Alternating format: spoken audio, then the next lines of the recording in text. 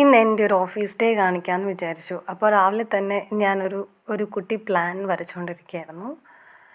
അപ്പോൾ അങ്ങനെ പ്ലാൻ വരച്ചുകൊണ്ടിരുന്നപ്പോൾ കുറച്ച് മെഷർമെൻറ്റ്സ് ഒക്കെ ഒന്ന് മാറിപ്പോയി. അതിൻ്റെ പുറകെയായിരുന്നു രാവിലെ.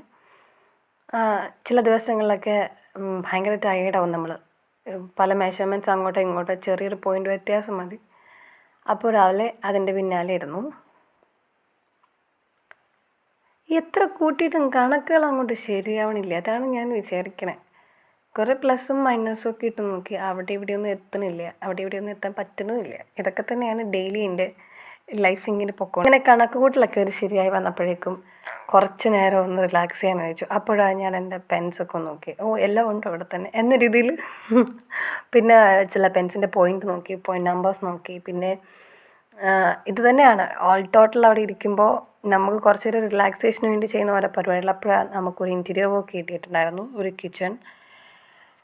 അപ്പം നമ്മൾ അതിൻ്റെ വർക്കും പ്ലാനും ഒക്കെ ഒന്ന് സെറ്റ് ചെയ്യായിരുന്നു. അതിൻ്റെ അളവുകളൊക്കെ കറക്റ്റാണോ നോക്കുമായിരുന്നു. ഇൻ കേസ് നമുക്കൊരു മെഷർമെൻറ്റ്സ് എവിടെയെങ്കിലും തെറ്റിപ്പോയാൽ മൊത്തവും തെറ്റി നമ്മുടെ കയ്യിൽ നിന്ന്.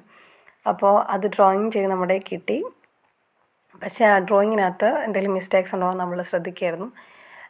അങ്ങനെ ഡ്രോയിങ് ചെയ്ത് കിട്ടിയാൽ മാത്രം നമുക്ക് ബാക്കി 3Dsലോട്ടിട്ട് നമുക്കത് കറക്റ്റ് ചെയ്യാനൊക്കെ പറ്റുള്ളൂ, വരച്ചു കൊടുത്താൽ അത് ശരിയാകത്തുള്ളൂ. അപ്പോൾ അതായിരുന്നു ഒരു 10-12 മണിക്കുള്ളിൽ ഇത്രയും കാര്യങ്ങളൊക്കെ നടന്നു.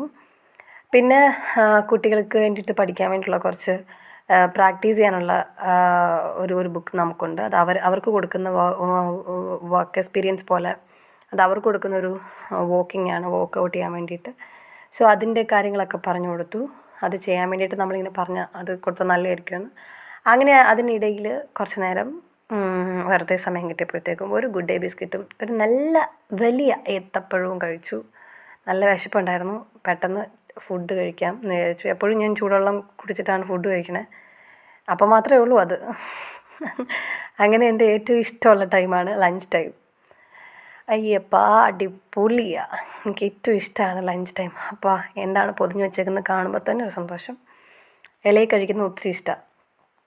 പിന്നെ ക്യാബിനിൽ കയറിയിട്ട് വേറെ പരിപാടിയൊന്നും ഇല്ലായിരുന്നു. ചുറ്റും നോക്കി എന്തെങ്കിലും കുഴപ്പമുണ്ടോ എനിക്ക് എന്ന്. കാരണം നമ്മൾ കുറേ ഓവർ ടൈം ഇരിക്കുമ്പോഴത്തേക്ക് നമുക്ക് ഭയങ്കര പിന്നെ ഇച്ചിരി വെള്ളം കുടിക്കാമെന്ന് വിചാരിച്ചു. കാരണം നമുക്ക് കുറേ നേരം ഇരിക്കുമ്പോഴത്തേക്കും ബുദ്ധിമുട്ടാണ്. പിന്നെ പഴയ പോലെ തന്നെ പെൻസ് കുറച്ച് കാണുന്നില്ല. ഇതൊക്കെ എന്തെന്നുള്ള ചിന്തയിൽ ഞാൻ നോക്കുന്ന ബാക്കി വീഡിയോ എടുക്കാൻ മറന്നുപോയി.